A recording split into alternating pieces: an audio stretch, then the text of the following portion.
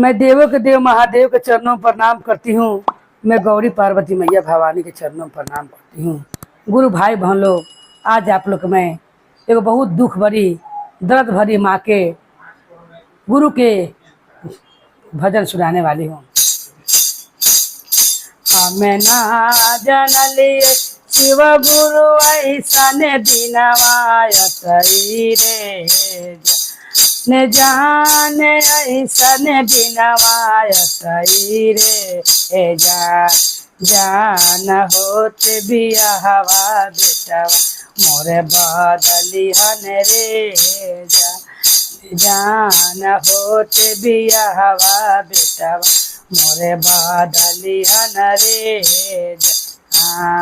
जवन बेटा वाला बुकली हम खरे जवतिया रे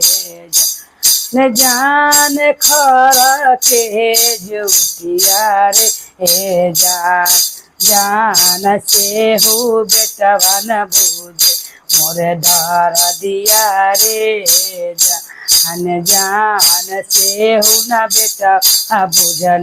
मोरे परसनिया रे हमें ना जन लिए शिव गुरु ऐसन दिनवायत रे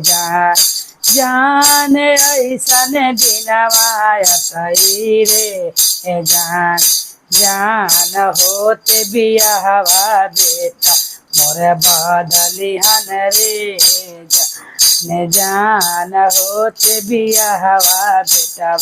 मोरे बदली हन रे मैया मैया कहलन बबुआ चरा पर सुतलन रे ने जान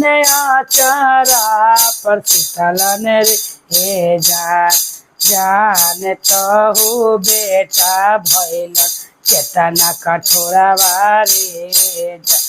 न जान में हर के ऐते भैलन केतना कठोरवा रे हमें ना जन लिए शिव गुरु ऐसन दिनवायत रे जान ऐसन दिनवायत रे जान होत बियाहवा बेटा मोर बदली हन रे जान होत बियाहवा बेटवा मोरे बदली हन रे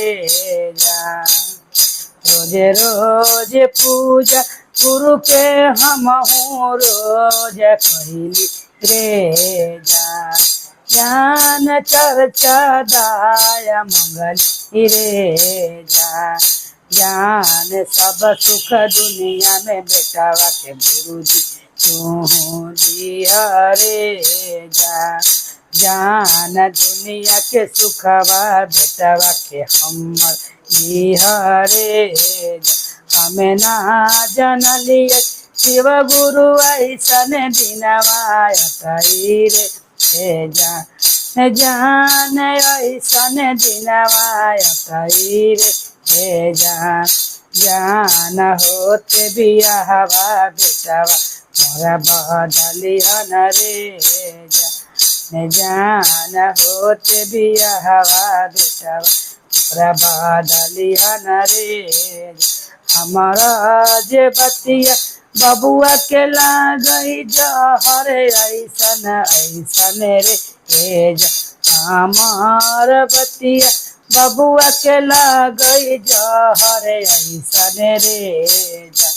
न जान में हर के बतिया लाग लई मिठैया रे न जान में हर के बतिया लाग लई मिठैया रे हर हर महादेव की जय।